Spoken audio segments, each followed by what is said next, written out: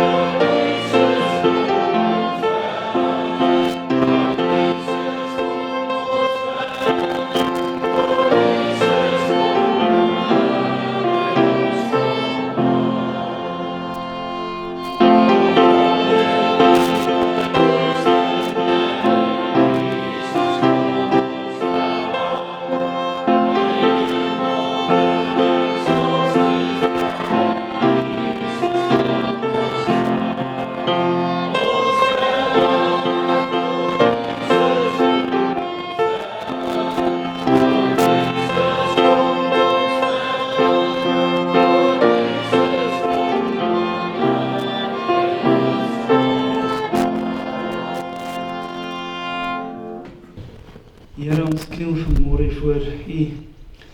met dankbaarheid dat ons in U huis weer by mekaar kan kom. Dankbaar vir die wat nog hier is, die wat U seën met gesondheid. Dan Here wil ek ook vra spesiaal aan Tannie Rika bid, sy wat nie is by ons nie. U ken die omstandighede, hou haar vas vandag, laat sy weet ons almal dink aan hom. U het ook gehoor van die RW gesin, ek vra, ondersteun hulle asseblief. 2 ouers te verloor in 'n kort rukkie is nie maklik nie. Here, dan vra ek, gaan saam met elkeen wat vanoggend hier in die Sabbatskool iets gaan sê vanmôre. Selfs die wat nie iets gaan sê nie, hou hulle naby en stuur die Heilige Gees sodat ons elkeen rustig gaan wees en 'n boodskap van U kan ontvang. Halleluja. Ons vra dit nie ons verdien nie, maar U naam alleen. Amen. Amen. My versie vir die Sabbatskool vanoggend kom uit 1 Samuel uit 17 vers 42. Ek lees uit die boodskapvertaling uit.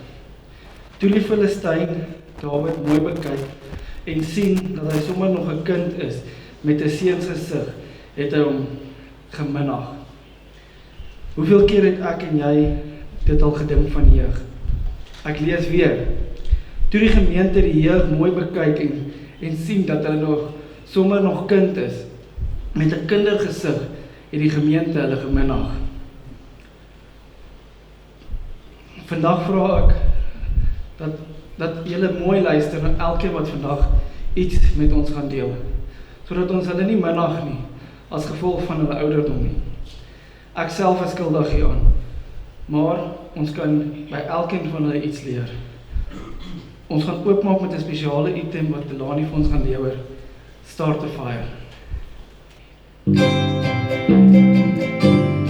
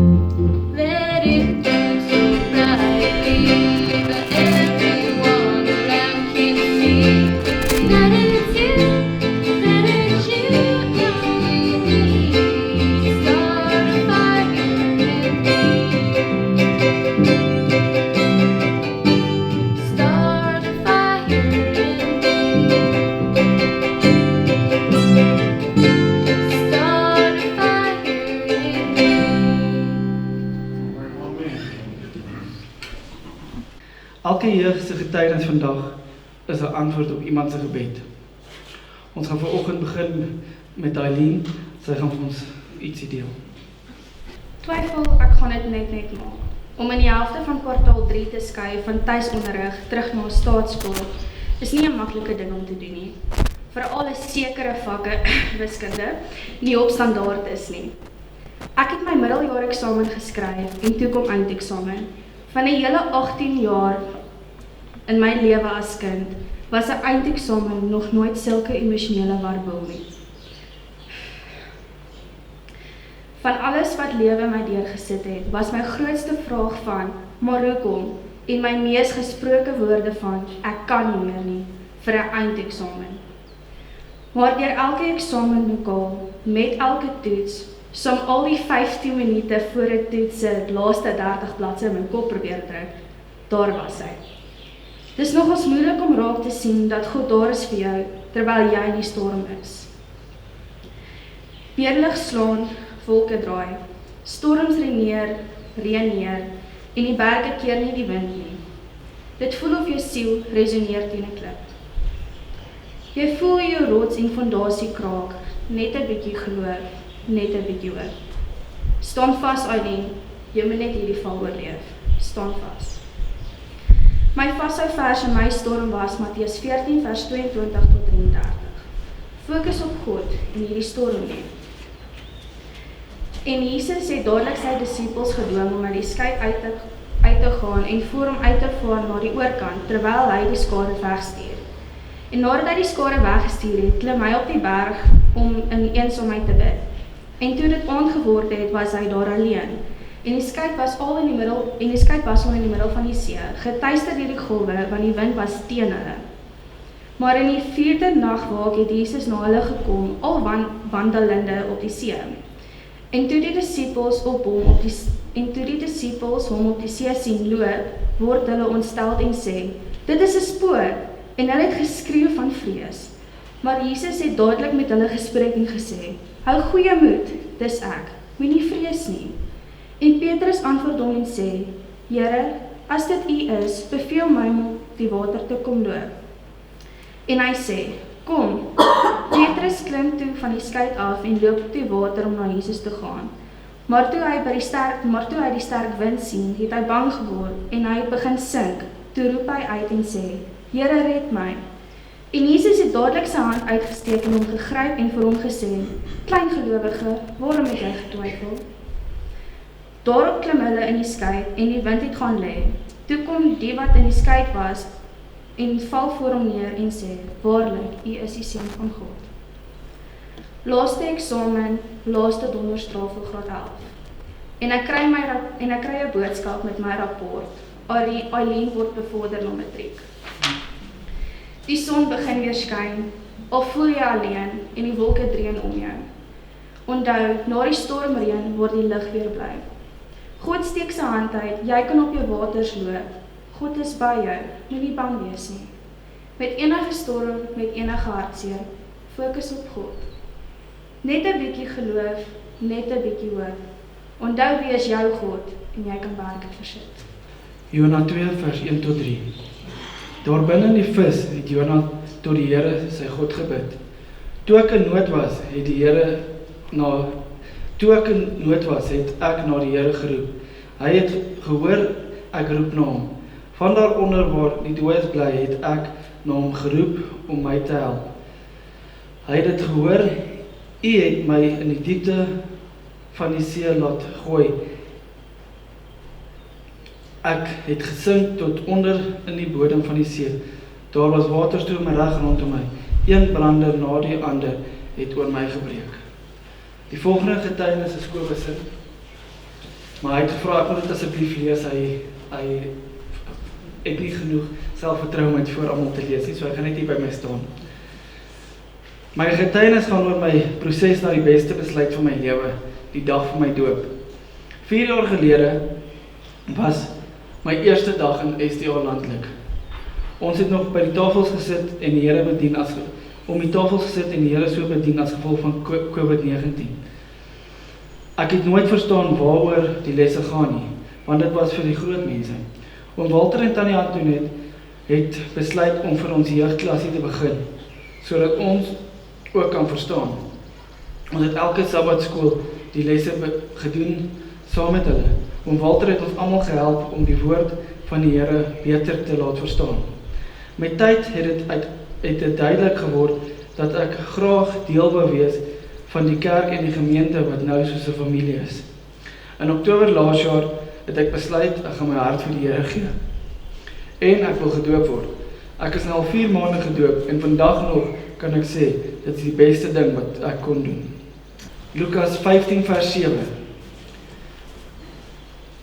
Weet julle, in God se wêreld gaan dit net so. Daar is groot vreugde in die hemel as een sondaar na God toe terugkom. Ja, daar is groter blydskap oor een mens wat van verkeerde pad af terugkom, as oor al God se kinders wat elke dag doen wat hy van hulle vra. Volgende gaan Leonie vir ons na vore toe kom. Sy is een van ons doopelinge van vandag. Sy het ook gevra dat iemand anders vir haar lees, so Aileen gaan vir haar lees, want sy is... Ek het so rukkie terug vir myself gesê, vir die eerste keer dat ek het so rukkie terug vir myself eerste keer regtig ernstig begin vra. Wat wil ek in die lewe hê? Watter toekoms lê vir my voor? En hoe kan ek voorbereid wees vir die onbekende pad? Al die duisende vrae het my begin senuweeagtig maak en benoud maak. Ek het toe net besef wat ek regtig na moet streef, is dat God saam met my sal wandel. Elke oomblik van my lewe, asook dat ek sy wil eerste moet soek en nie my eie hardkoppige weë volg nie. Soos die Bybel in Matteus 6 vers 27 sê, ek kan in elk geval niks verander deur my daaroor te bekommer nie. Wie tog onder julle kan, deur hom te kwel, 1L by sy naam te voeg. Al wat ek kan en veronderstel is om te doen, is om te vertrou, te glo en aan te hou bid, en net my toekoms in God se hande te plaas. Matteus 6 vers 25 tot 30. Moenie gedurig loop en julle bekommer nie. Moenie van vroeg tot laat vra, gaan ek nog genoeg hê om te eet, of gaan ek nog genoeg hê om aan te trek? Nie. Die lewe gaan tog baie meer as kos en klere. Kyk 'n slag na die voëls. Hulle het nie groot skure waarin hulle elke dag hulle kos bære nie. Tog is hulle nooit honger nie. God sorg dat hulle elke dag genoeg het om van te eet. Weet julle is baie meer werd vir God as voëls in die hemel. Daarom help al die bekommernisse net mooi niks. Dit gaan nie julle lewe met een enkele dag verleng nie, alles behalwe. Julle moet ook nie sit en top oor wat julle elke dag moet aantrek nie. Kyk gerus bietjie in die veld, hoe mooi die lelies lyk wat daar groei. Hulle werk nie van vroeg tot laat om deftig te lyk nie. Tog was nie eens daardie skatryk koning Salomo ooit so mooi aangetrek soos een van hulle nie. As God soveel aandag gee aan hoe die veldgras lyk, wat vandag nog groei en môre weer dood is, sal hy mos vir julle ook sorg. Die volgende wat vir ons getuienis gaan lewer is Jan Philip. My doel is om nader aan God te lewe, asook om meer in die gees te lewe as in die vlees. Soms as dit voel of my lewe skibreek lyn, is Psalm 27 vers 1 'n anker om vas te hou. Psalm 27 vers 1, Psalm van Dawid. Die Here is my lig en my heil, vir wie sou ek vrees? Die Here is die toevlug van my lewe, vir wie sou ek vervaard wees? My besluit om gedoop te word is vir my 'n belangrike gebeurtenis in my lewe, want dit bring my nader aan my doel om nader aan die Here te lewe. As ek terugkyk op my lewe, kan ek sien hoe God in my lewe gehelp en gelei het, asook al die wonders wat hy gedoen het. En groot les wat ek hieruit geleer het, is maak nie saak hoe groot of hoe sleg die probleem is nie. Hou aan bid, hou aan vertrou, hou aan glo. Die Here is groter as enige probleem. Amen. Dankie Jan Philip. Psalm 27 vers 1 tot 3. Die Here help my deur my donkerste krisis. Sy hulp is soos 'n lig wat 'n mens in 'n pikdonker kamer aanskakel. Hy red my. Omdat hy my help, is daar niks waarvoor ek bang is nie.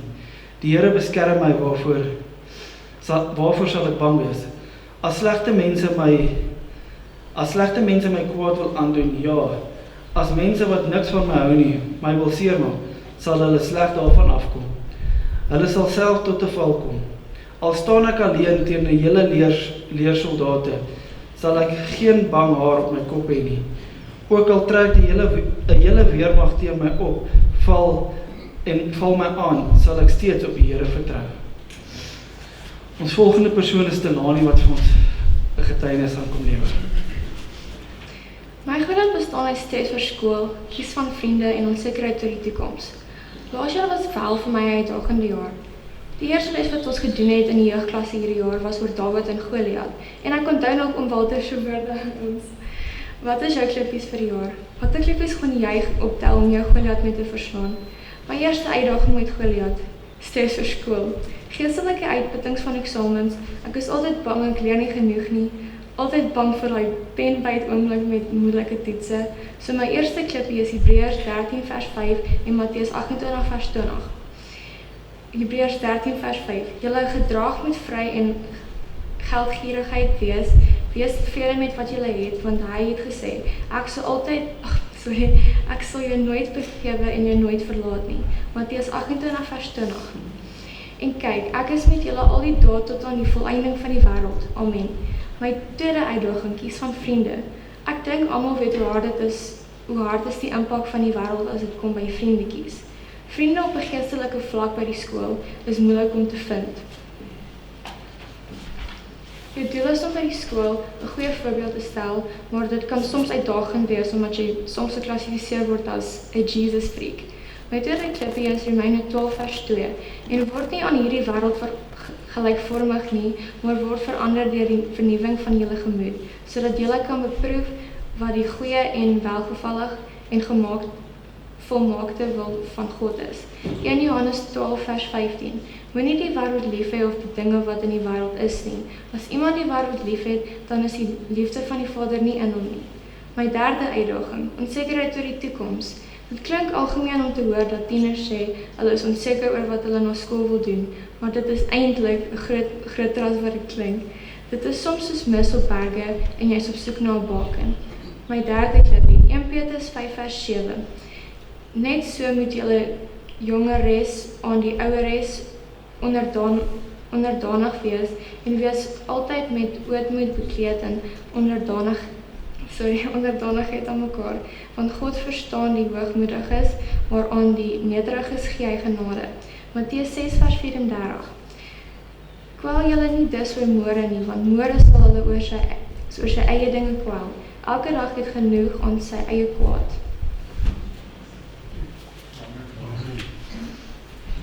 Dankie Telani. Zielke gaan nou vir ons haar gunsteling versie kom lees.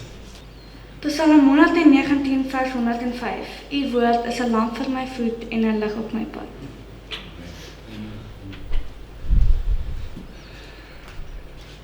Ek lees weer vir ons 1 Samuel 17 vers 42 tot 47. Toe die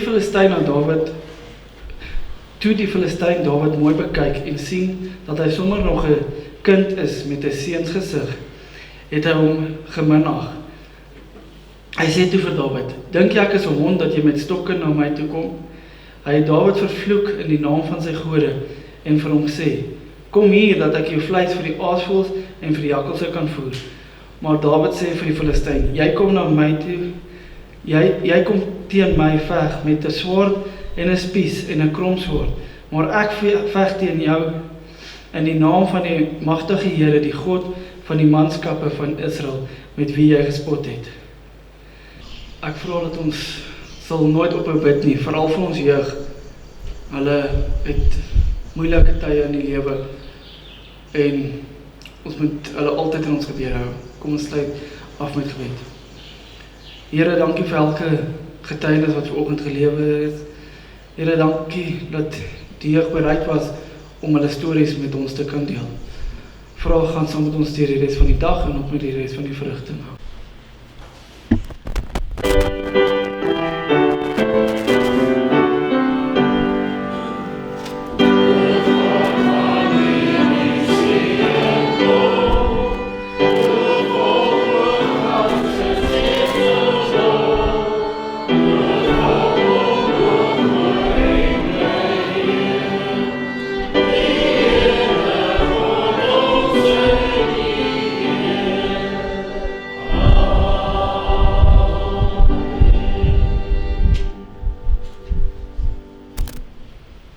Hemelse Vader, baie dankie dat ons die voorreg het hier vanoggend op die plaas om in stilte en in veiligheid U te kan aanbid.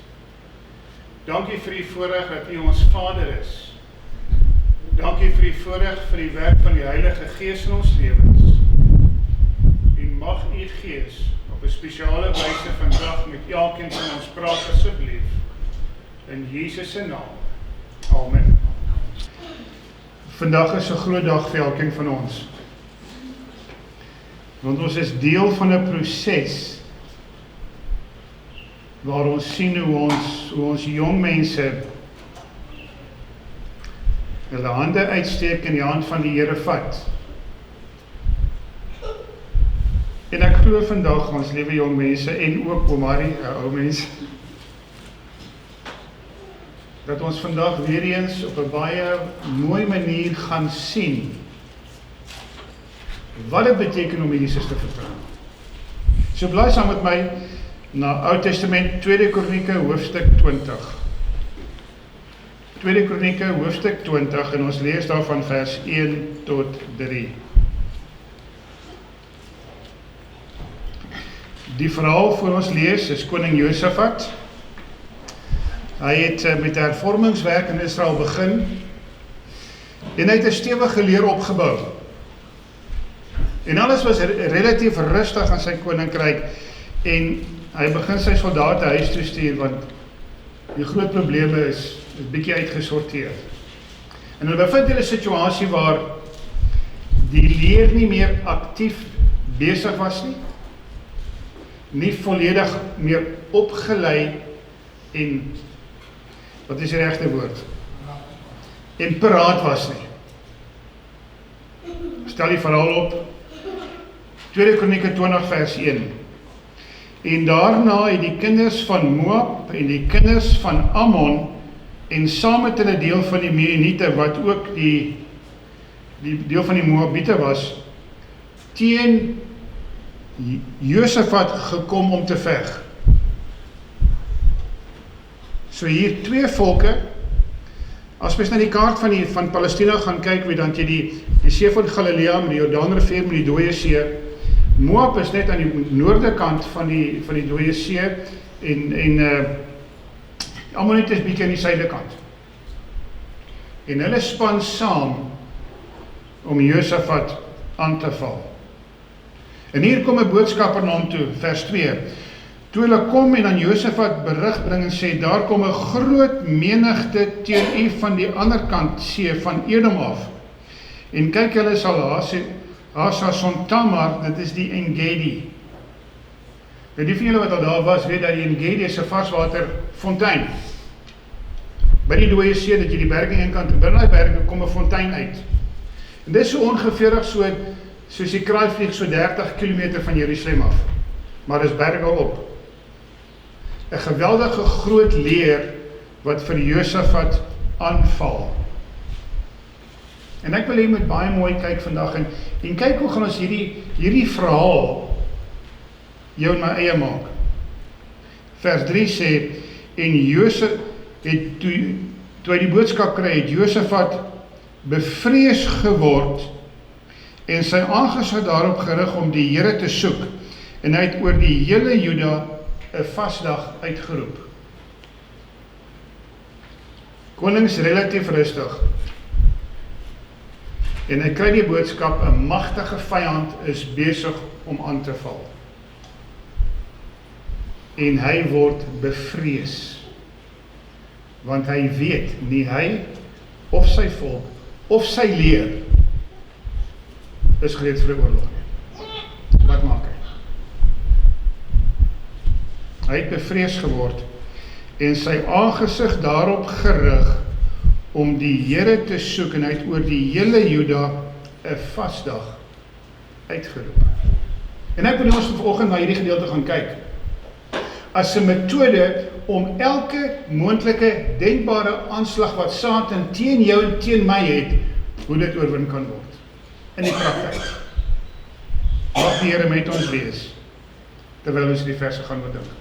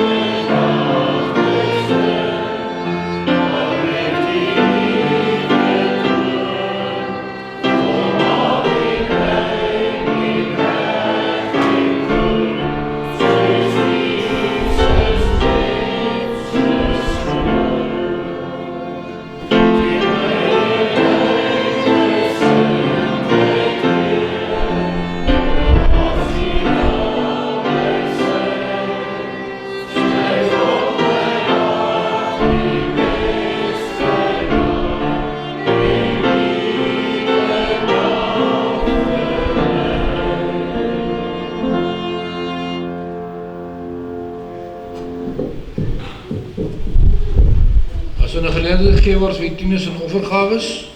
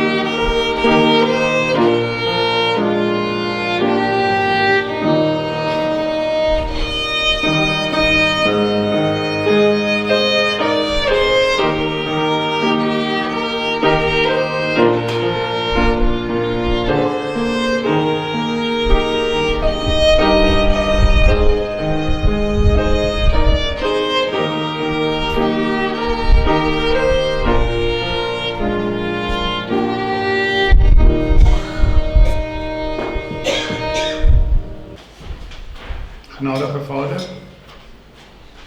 terwyl ons nou u woord oopmaak, mag u Gees hier teenwoordig wees. En met elke hart praat asseblief, in Jesus se naam. Amen. Dit was 1 November, baie jare terug. In die koudste plek in die Transvaal, Belfast. So ek die voorbeeld gevolg het wat ons jong mense nou doen. Dit was sekerlik die koudste water wat ek in my lewe ervaar het. Maar ek kyk terug en ek kan konstant die hand van die Here sien. Dag na dag, week na week, maand na maand, jaar na jaar. En ek wil vir ons jong mense sê vandag, ek het nie genoeg woorde om my trots uit te spreek in julle as jong mense. Julle sal onthou as julle 'n bietjie kerkgeskiedenis ken,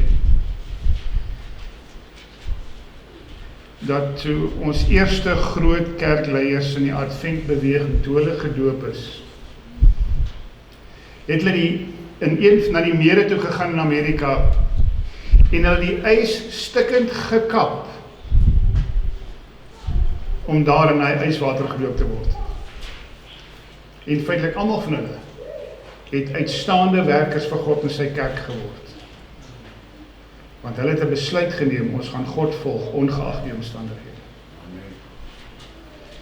En liewe jong mensies, en Maria, ek sien jou vandag ook as 'n jong mens, so verskoon maar.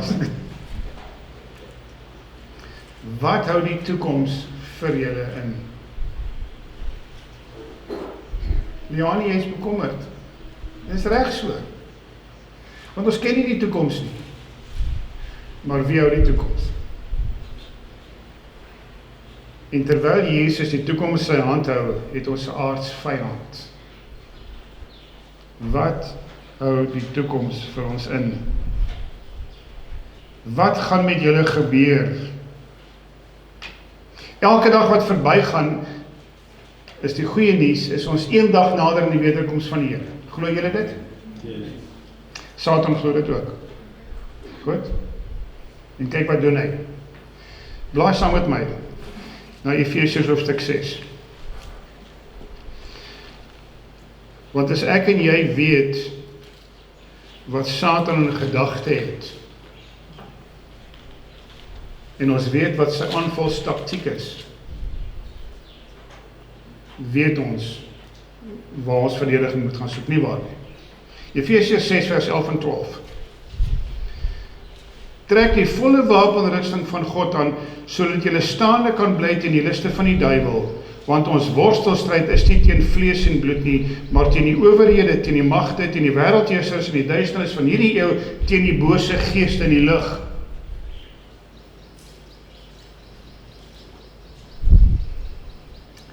Wat wag vir ons? Nie net vir ons jong mense wat 'n besluit geneem het om Jesus te volg nie. Wat wag vir elkeen van jou en van my? Die aardsvyand is op jou en my spoor. En sy doel is om jou en my totaal te vernietig. En Openbaring 12 vers 12 stel dit 'n bietjie sterker. Openbaring hoofstuk 12 en ons lees vers 12. En ek wil net baie mooi luister ons jong mense. Daarom wees verheug o hemele en die wat daarin woon. Weet die bewoners van die aarde en die see, want die duiwel het na julle neergedaal met groot woede, omdat hy weet dat hy min tyd het.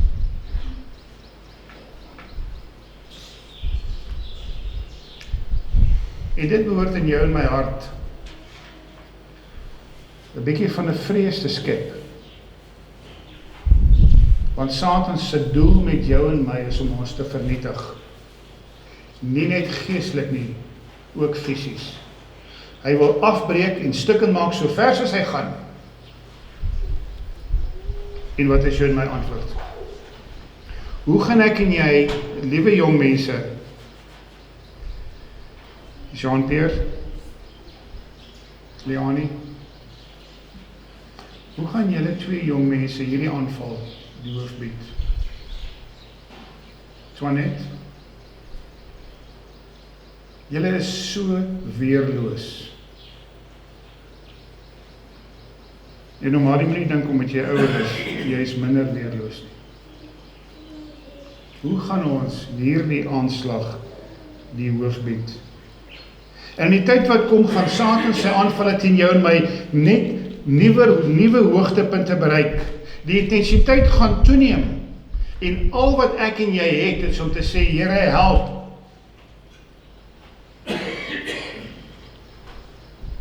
Dankie leraar vir oggend se les. Maar ek moet gewillig wees om te volg. Reg? Baie belangrik vir jou en vir my. Dit is baie maklik om te sê vertrou die Here. Ons weet dit mos. As kinders van die Here weet ons mos vertrou op die Here. Dit is mos maklik. Of is dit? Het ons 'n uitdaging? Maar ek het goeie nuus vir jou en vir my. Het is maklik om te sê ons moet God vertrou. Hoe werk in die praktyk? Maar ons het die onveranderlike. God sal die wa deur die drif trek. As ek en jy die onveranderlike op hom gaan vertrou. Nou ek wil hê ons moet gaan kyk aan die hand van Josafat se ervarings. Het God vir ons hier 'n praktiese model gegee wat ons kan volg? En die antwoord is ja. Maar Josafat word gekonfronteer teen hierdie geweldige groot leer wat besig is om hom aan te val. In 2 Kronieke 20, en nou julle Bybels oop daar. 2 Kronieke 20 vers 2 sê, toe kom hulle aan en aan Josef berig gebring gesê, daar kom 'n groot menigte teen u van die ander kant van die self. Dit is in die oorkant van die dooie see, van Edom en van Moab af. En hier word hy gekonfronteer met 'n radikale besluit wat hy moes neem. En liewe jong mense, en ek wil ag gee op hierdie besluit wat hy geneem het. Hy het 'n besluit. Hy kan een van twee dinge doen. Of hy kan sy weermag aktiveer, wat nie gereed is vir oorlog nie, in daai oorlog instap en moeilikheid kry. Hy weet sy besluit affekteer die hele volk. Sy besluit wat hy as koning gaan doen, affekteer elke persoon se lewe in sy koninkryk. Wat gaan hy doen? Keuse nommer 1, hy kan gaan veg, dis selfmoord. Keuse nommer 2, hy kan weghardloop en miskien sy eie lewe red. maar sy volk in die steek laat. Wat maak hy? Josafat besluit om te vlug. Hy besluit om weg te hardloop. Jy weet my?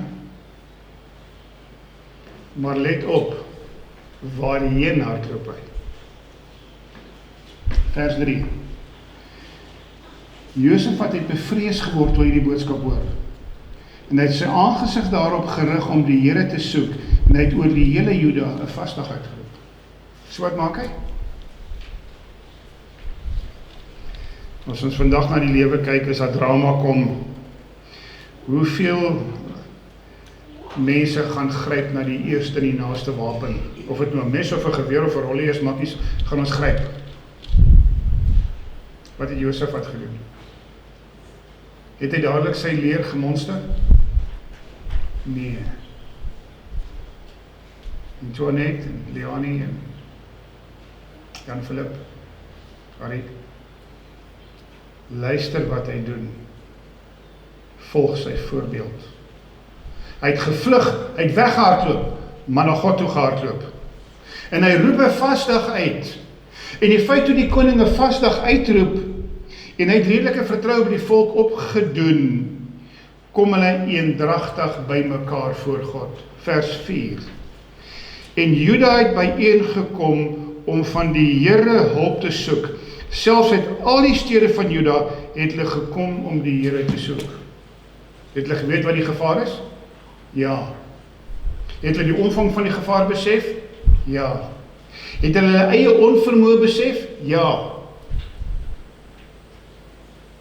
En hier is 'n groot les vir jou en vir my. Wanneer ek en jy bewus word van Satan se aanvalle, hardloop weg. Maar hardloop in koning Jesus se arms in. Erken jou eie swakheid. Erken jou eie onvermoë om hierdie helse aanvlag van Satan die hoof te bied. Want moenie dink een sonnetjie is minder belangrik as die ander nie. Hulle het hulle eie onvermoë geken en op God vertrou.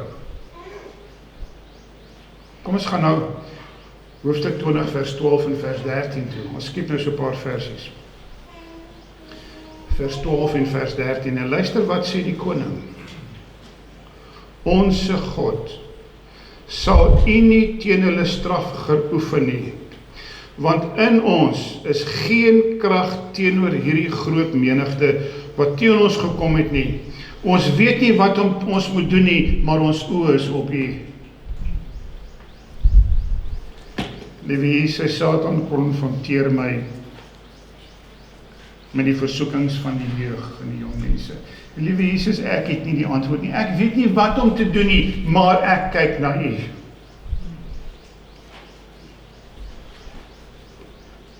Vers 13. En die hele Juda het voor die Here gestaan, ook hulle kinders, hulle vroue en hulle seuns. 'n baie belangrike punt. Hoeveel se lewens word geaffekteer? Almal se. Wat maak hulle? Hoeveel mense gaan soek die Here? Almal. Kom ons gaan terug na die boek Efesiërs toe. Efesiërs 6 vers 12 en 13.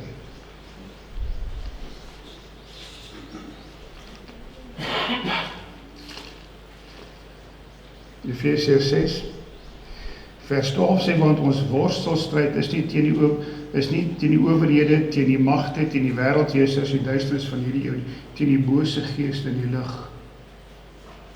Teen wie? Wie sit agter hierdie aanval op jou en op my? Wie wil jou en my vernietig? En vers 13 sê, neem die volle wapenrusting van God op. God sê nie, moet niks doen nie, laat Gods water oor Gods akker loop. Nee, daar is iets wat gedoen moet word. Trek die wapenrusting van God aan. Hoe het koning Josafat gedoen? Jou en my eie ervaring. Wanneer ek hier bewus word van Satan se aanvalle, hardloop weg. Hardloop in die arms van Jesus in. Vlug na God toe met 'n ernstige gebed. Erken jou onvermoë om hierdie stryd teen Satan te wen. Plaas jou vertroue in God, dat God gaan doen wat hy beloof het om te doen. En wat is die gevolge daarvan? 2 Kronieke 20. En ons lees vers 14. Let baie mooi op. Hy is gekonfronteer met die uitdaging wat sy hele volk affekteer. Hy kies om na die Here toe te hardloop. Hulle erken hulle onvermoë om hierdie stryd teen Satan te wen. Hulle vra vir God se genade. En hier kom die antwoord.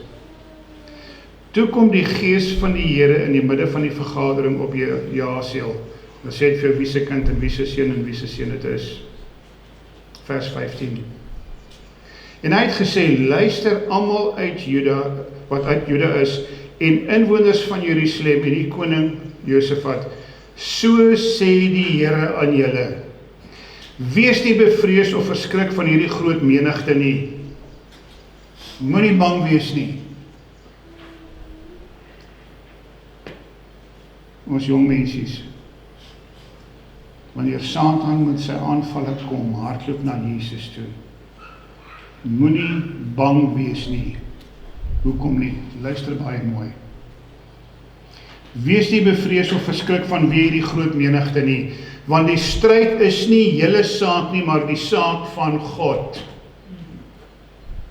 Is dit goeie nuus vir jou en vir my?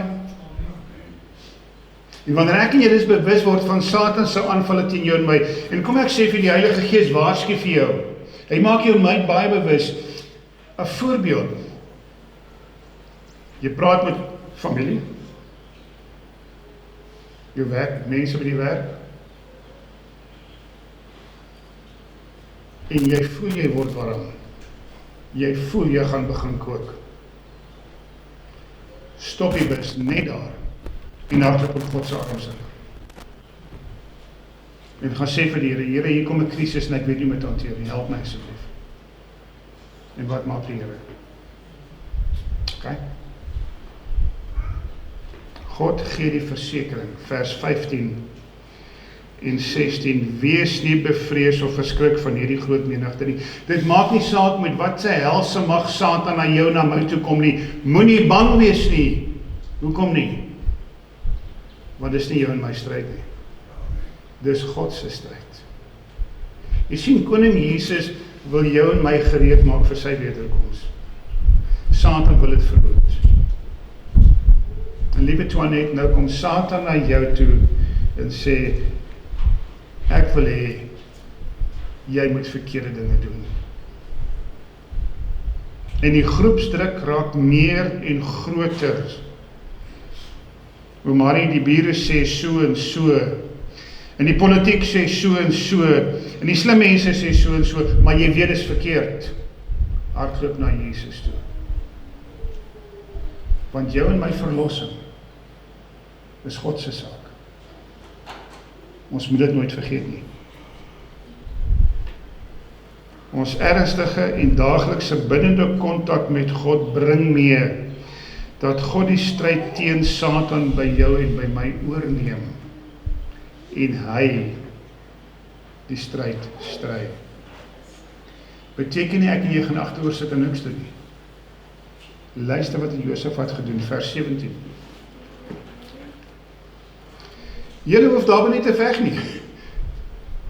Vers 16 sê, trek af teen hulle. Gaan die vyand tegemoet. Maar moenie oorlog maak nie. Moenie veg nie. Staan gereed en bly staan. Die tema van hierdie Bybelstudie is vlug, staan en kyk. Hier kom die Here en hy sê vir Josafat, ek weet jy is nie reg daarvoor nie. Die paar soldaatjies wat Juda by mekaar maak, vat hulle gou-gou. Gaan hulle tegemoet, Moenie eers jou swaard uithaal nie. Ek gaan vir jou sê waar moet jy gaan staan en jy bly staan. Kyk wat gebeur. In die proses wat hulle vorentoe gegaan het. Vers 17, julle hoef daarby nie te veg nie. Staan gereed, bly staan en aanskou die redding van die Here by julle, Juda en Jerusalem. Vrees nie en wees nie verskrik nie. Trek môre teen hulle uit en die Here sal met jou wees. Hoekom val ons soms in sonde? Ons wil graag hê die Here moet die stryd wen. En nou maar soms wil ek hierdie swaar trek. En God sê nee. Dis my geveg, nie joune nie. Staan en kyk wat se wonder ek vir jou gaan doen. Vers 18. Toe buig Josafat hom met die aangesig na die aarde toe. En die hele Juda en die inwoners van Jerusalem het voor die aangesig van die Here neergeval om die Here te aanbid. Hoekom doen hulle dit? Want jy sien, daar is 'n aanval, 'n groot menigte kom na hulle toe. Hulle is nie gereed om vir daardie aanslag nie. En hulle gaan na Jesus toe, en hulle gaan val op hulle knieë, hulle val voor hulle aangesig. Hulle gaan soek die Here. Hulle roep 'n vasdag uit. Ek meen, die vyand is op pad. Josafat sê, stop julle werk. Vandag vas ons. Vandag soek ons die aangesig van die Here. Die boodskap kom van die Here af. Dis my geveg, dis my oorlog, nie joune nie. En hulle val op hulle aangesigte in eerbied teenoor die Skepper God en in dankbaarheid vir wat hy vir hulle gaan doen. Stel die verhaal verder op. Vers 19. En die Lewiete uit die kinders van die Keariete en die kinders van die Koragiete, luister baie mooi, het opgestaan om die Here, die God van Israel, met 'n baie groot stem te prys. Was dit geloof? Hulle aanbid en dank die Here. En hier kom die koorsang, die kerk se koor of die gemeente se koor, en hulle begin liede sing en hulle loof en hulle prys die Here, want hulle nog nie sy vyand gesien nie. Nou gaan dit 'n stapie verder. Vers 20. Daarop maak die volgende dag klaar, want toe die Here het vir hulle gesê, dis presies waar die vyand is, dis waar julle gaan ontmoet, dus julle kom bly staan. Daarop maak die môre vroeg klaar en trek na die woestyn van Tekoa uit, en terwyl hulle uittrek, het Josafat gaan staan en hy het iets baie belangriks gesê. Twee dinge wat krities belangrik is, sê hy vir hulle.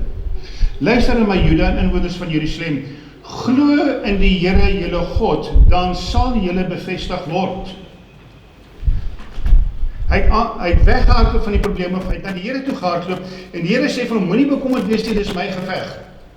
En nou sê Josafat vir sy volk, glo in die Here. Glo jy dat die Here vir ons die oorwinning gaan gee? En hy sê vir hulle, maak julle verhouding vas, aanvaar die belofte wat God gesê het. En dan die tweede stelling wat hy maak.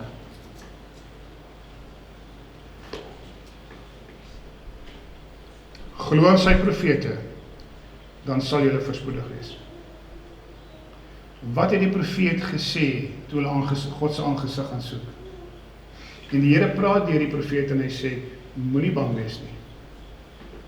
En liewe jong mense, ek wil hier met baie mooi na luister.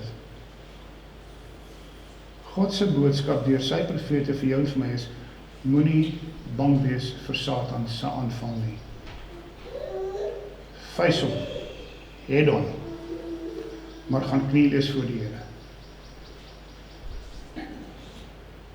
En laat die Here die geveg vir julle oorneem. Josafat kom met twee beginsels na sy volk toe. Aanvaar God se belofte van God se beskerming wat hy vir ons beloof het, En nommer 2, luister wat sy profete sê. Krities, belangrik vir jou en vir my. Vers 21. En hy het met die hele volk beraadslag. En hier is my iets baie mooi. En hier kom hy, die vyand is op pad. Hulle weet waar hulle die vyand gaan ontmoet. En God het eers vir daar kom bly staan.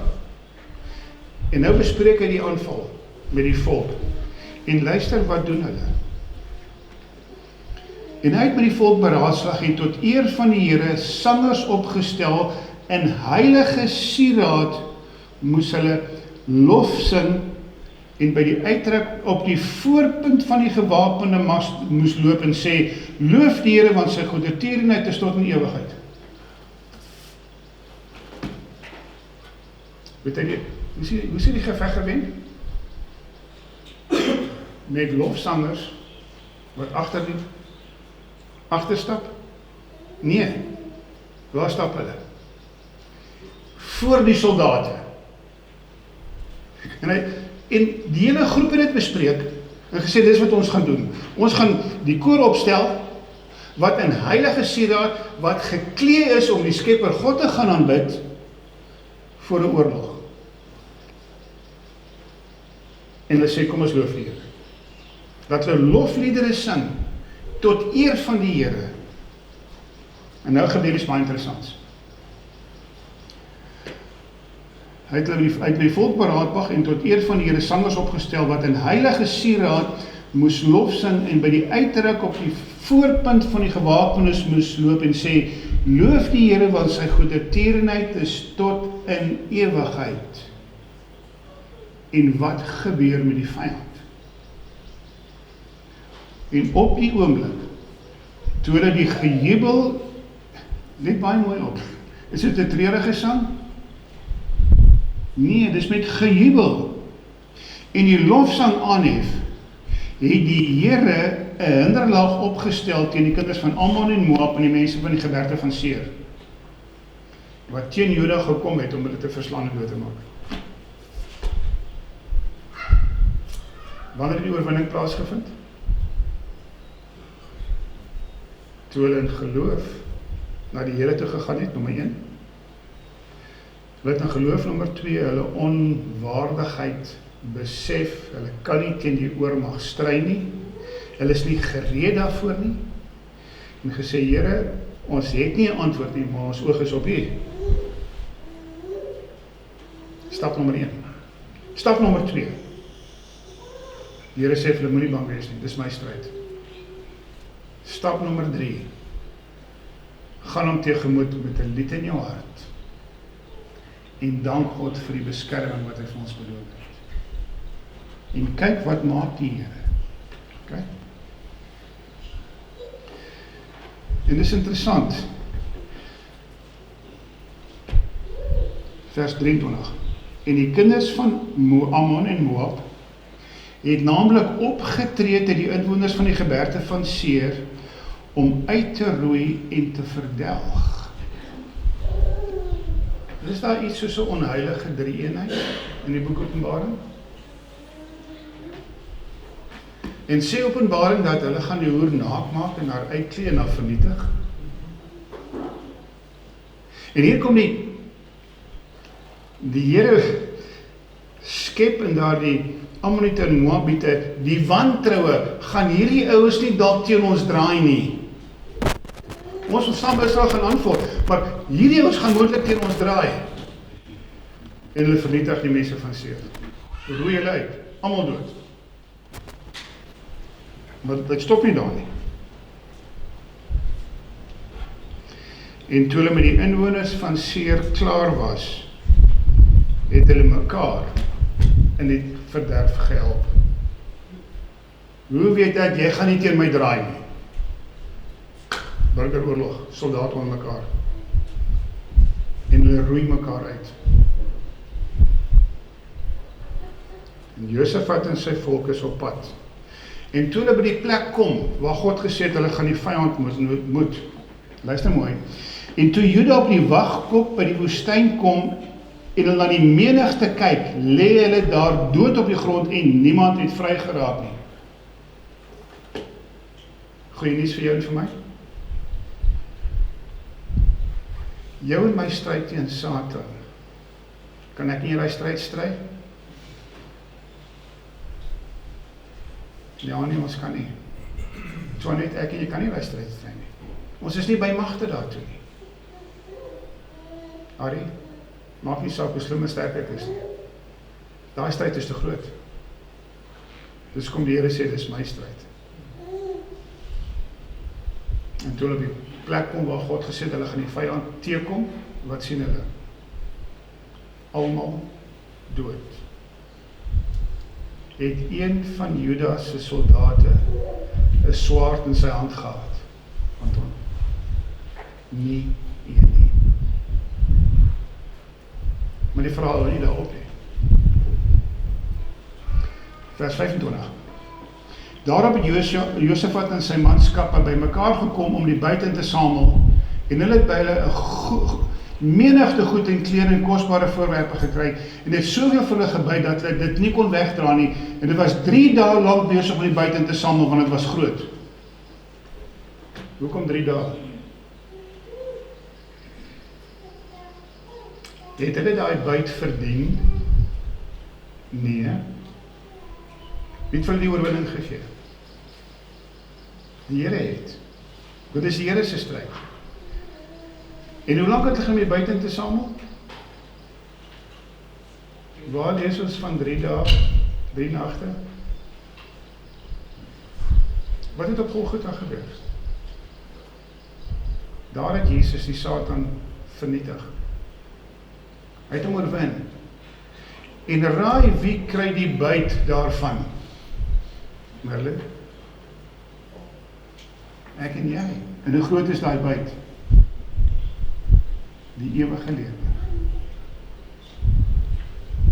Toe draai al die manne van Juda, vers 27 in Jerusalem om, met Josafat aan hulle hoof, om met vreugde na Jerusalem terug te gaan, want die Here het aan hulle vreugde verskaf oor hulle vyande, en hulle het Jerusalem ingetrek met harpe en sieters en trompette na die huis van die Here. Wie die stryd gewen? Die Here het dit gedoen. En nou kom die vraag na jou en aan my toe. Hoe gaan ek en jy hierdie aanval van Satan die hoof bied? En liewe jong mense, jy is nie in staat om teen Satan te stry nie. Jy is nie in staat om die druk wat op jong mense toegepas word te weerstaan nie.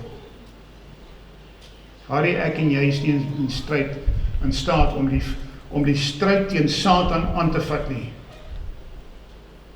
3 woorde: vlug, staan, kyk. Dis al wat ek en jy moet doen. Vlug na die Here toe. Verdiep jou verhouding met God.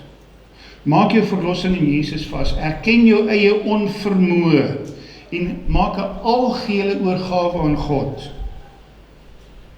En dan sê hy, gaan vat Satan aan direk, maar jy moet niks doen nie.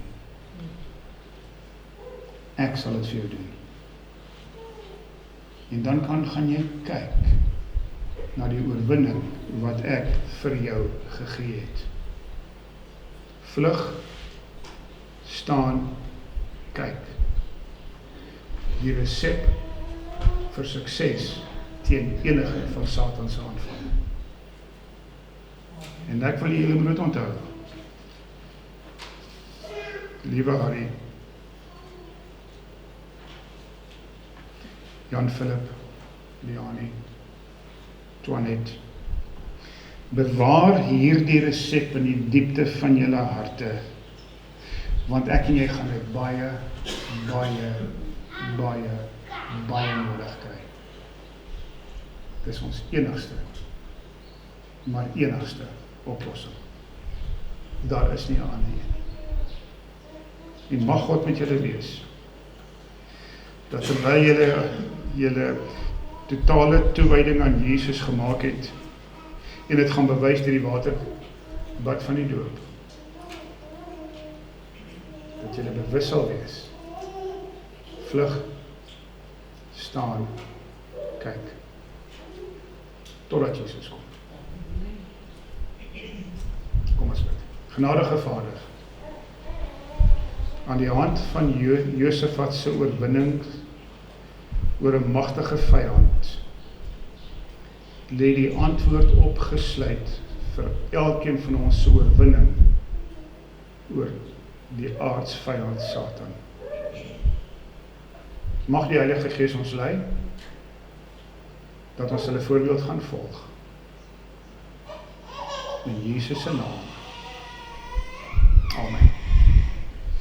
Ek vra nou vir ons dooplinge om vooruit toe te kom, terwyl ons die doopbelofte aflê. Terwyl ek hierdie punte gaan deurlees, wat julle kan doen, julle kan net sê ja, of net jou kop skud. Ek glo in God die Vader, in sy Seun Jesus Christus en in die Heilige Gees.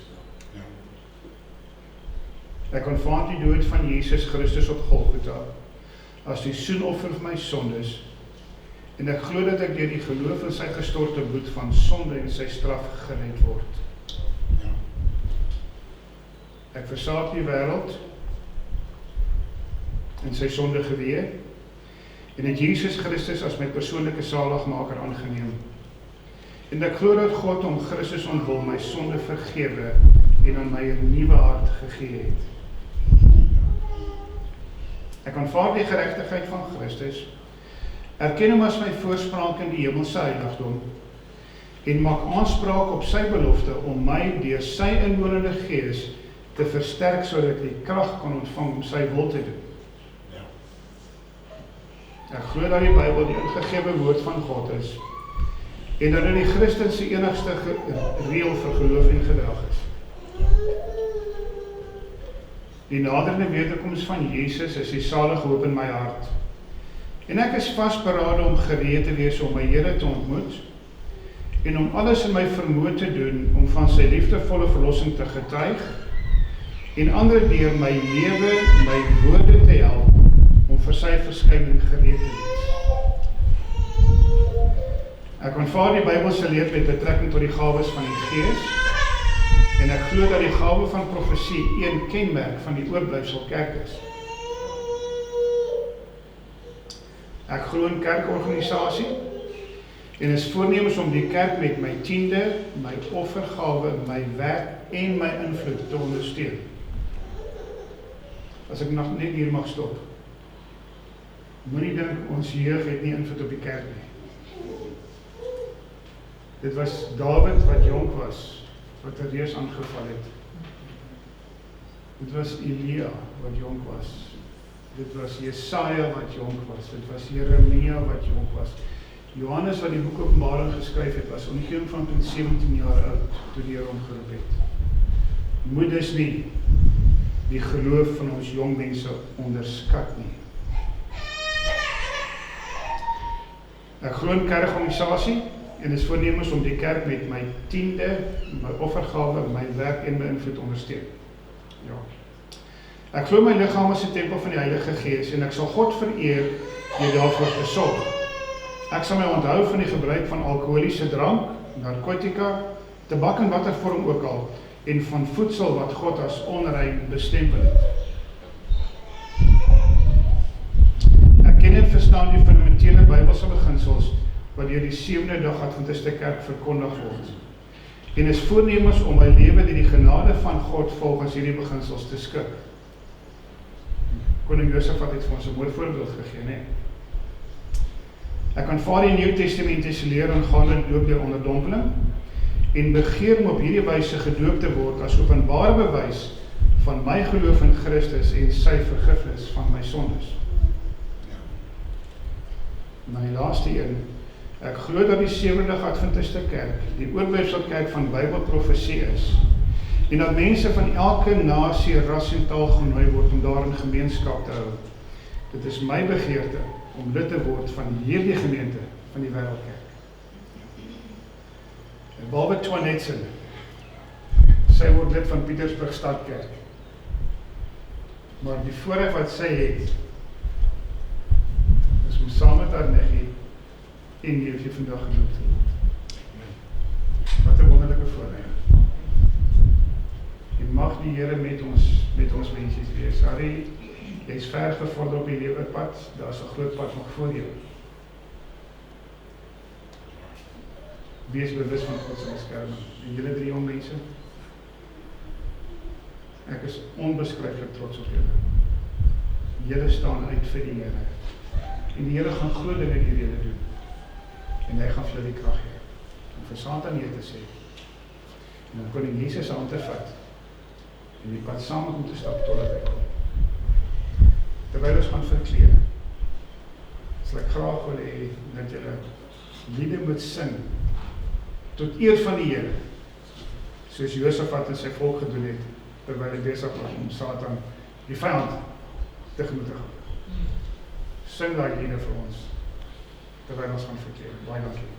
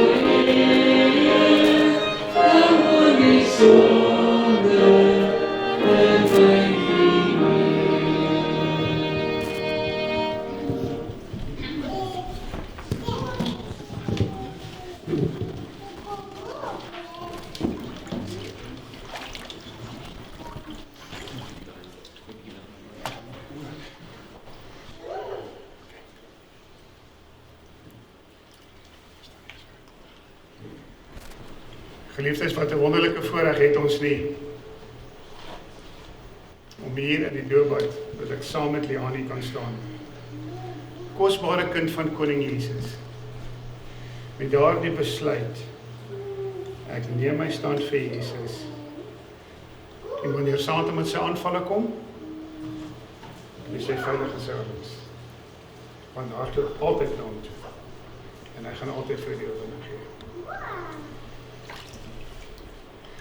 Leani, omdat jy Jesus aanvaar het as 'n persoonlike saligmaker, doop ek jou nou in die naam van die Vader, die Seun en die Heilige Gees. Amen.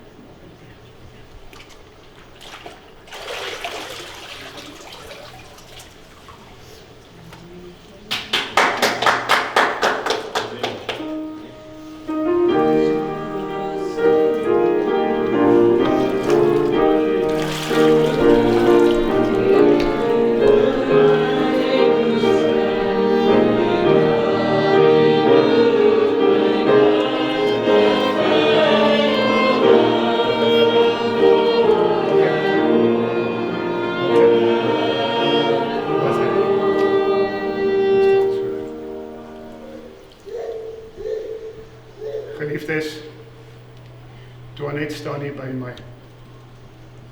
Stil, maar iemand wat Jesus lief het.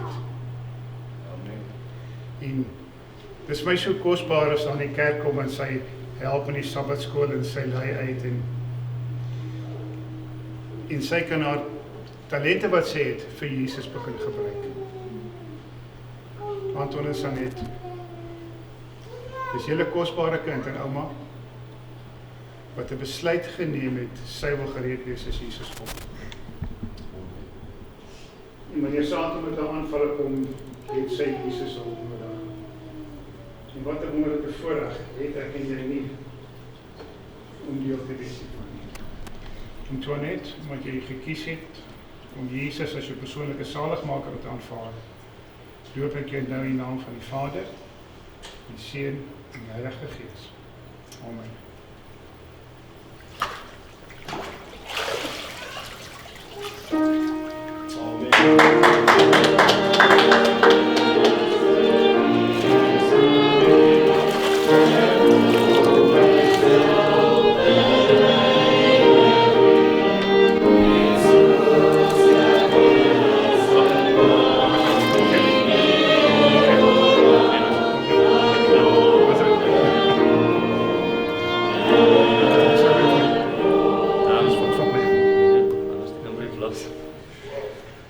Geliefdes, wat 'n wonderlike voorreg as jong mense vir Jesus 'n besluit neem.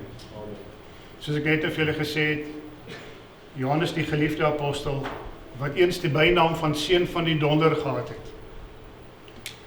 En sy kontak met Jesus het gemaak dat hy die geliefde apostel geword het en die boek Openbaring geskryf het, maar hy was 17 jaar oud toe hy Jesus gevolg het. So wat 'n wonderlike voorreg het ek en jy nie.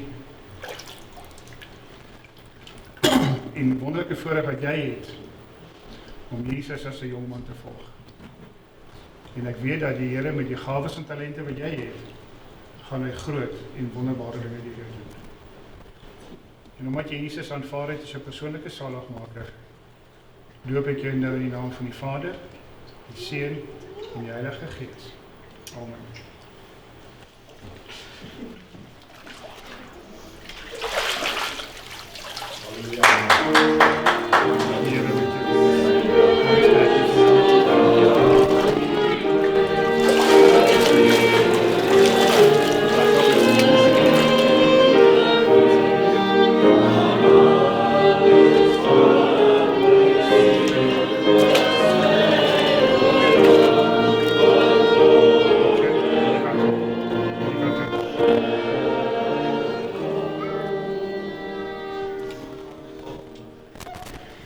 Maria, mens is nooit te oud om die roepstem van die Here te hoor nie. En as gevolg van ons ouderdom het ons dalk baie meer geraamtes in die kas as ons jong mense.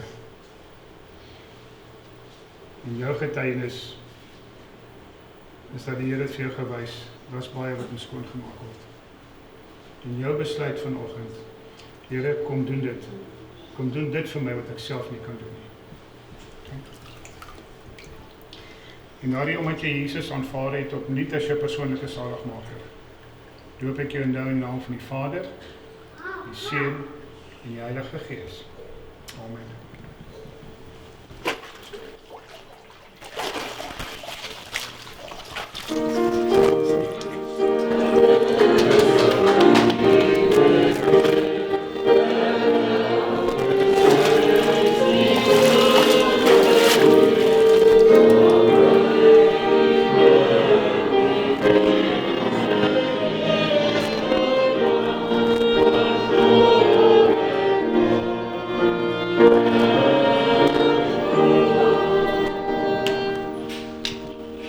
Geliefdes, die Here sê vir ons jong mense, laat niemand jou jonkheid verag nie. Maar dieselfde asem sê dat niemand ook jou ouderdom ignoreer nie. En as daar enige van julle is wat Jesus deur hierdie waterbad wil volg, en ook 'n boodskap hemel toe stuur, genadige Vader, ek kan nie hierdie stryd in my eie stry nie. Kom doen dit vir my. Dan vra ek julle, dat julle harte vir die Heilige Gees sal oopmaak. En dat julle ook hierdie voorbeeld gaan volg, wat ons jong mensies en Marie gedoen het. Dat julle wanneer Satan julle aanval, dat jy teen koning Jesus gaan vasloop, want julle het soontoe gehardloop. Dat julle kan sien hoe koning Jesus vir julle die oorwinning behaal. Ek nooi julle uit. Kom praat met my, praat met oom Otto, praat met oom Vanus. Bespreek die dinge met hulle. Want Jesus se koms is baie naby. Ja. Kom ons buig ons hoof. Hemelse Vader, wat 'n wonderlike voorreg het ons as gemeente weer eens om deel te wees van die oorwinning wat Jesus in jong mense en ook in ons seniors se lewe bewerkstellig het. Dankie dat ons as gemeente kan weet dat Jesus ons enigste oplossing teen Satan se aanvalle is. En vir daardie wat nog nie hierdie besluit geneem het nie, mag die Heilige Gees oortuiging in hulle harte bring, dat hulle ook hierdie voorbeeld wil volg. Dankie vir hierdie voorreg wat ons vandag gehad het. Ons loof en ons prys U naam daarvoor. In Jesus se naam vra ons dit. Amen. Ek vra dat alle geordende ouderlinge vorentoe sal kom terwyl ons dit slotgebed doen. Ons vra ons hopelinge hier om saam met ons te kniel. Ons staan by hulle.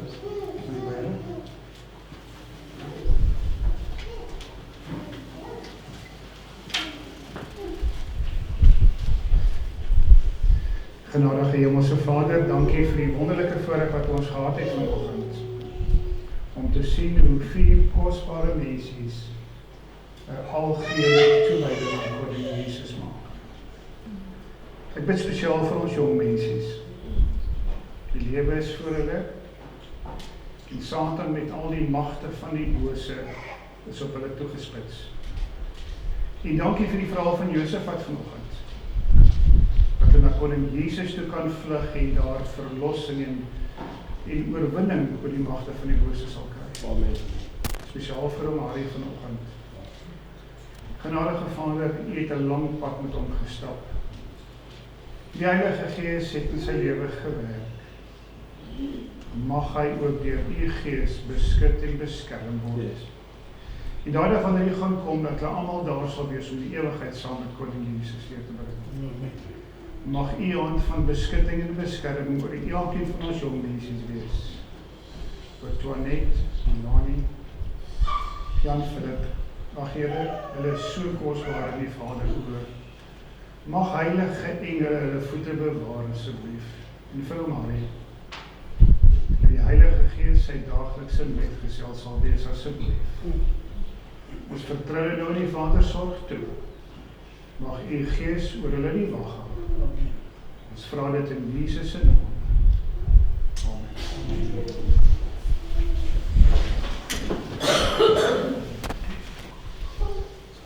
Toinette, ek het 'n mooi sertifikaatjie vir jou. En 'n sleutlouertjie. Jy het my nie uitgekies nie, sê Jesus, maak dit jou.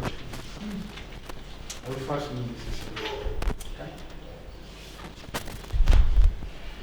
Mag jy in die toekoms altyd besef, jy hand is in Jesus. Die wysheid sal sy plek in jou lewe inneem. En altyd die wysheid. En Philip, sterkte vir jou. Stap die pad saam met Jesus. Die Here versie sê, ja, die wysheid sal sy plek in jou lewe volg. Amen. Baie sterkte vir jou. In jou skriftelike ouetjie sê, ja, die wysheid gaan jou leidsman wees. Sterkte vir jou. Geliefdes, ek vra dat ons net een lied sing van die slotlied. En dan gaan ek ons dooplinge vra om by die deur te gaan staan. En dan kan soos ons uitgaan, hulle verwelkom. Kan ek 'n stemming kry? Dat ons hulle nou aanvaar met uitsondering van Toinette, dat sy sal volgende week ingestem word in Pietersburg Kerk, maar dat die ander 3 van ons weer eens ingestem word as lede van die Sewende Adventiste Kerk Pietersburg. Dat kan ek so voorstel kry. Almal te gunste daarvan, kan ek die hande sien. Welkom julle as lede van God se uitverkore volk wat op pad is in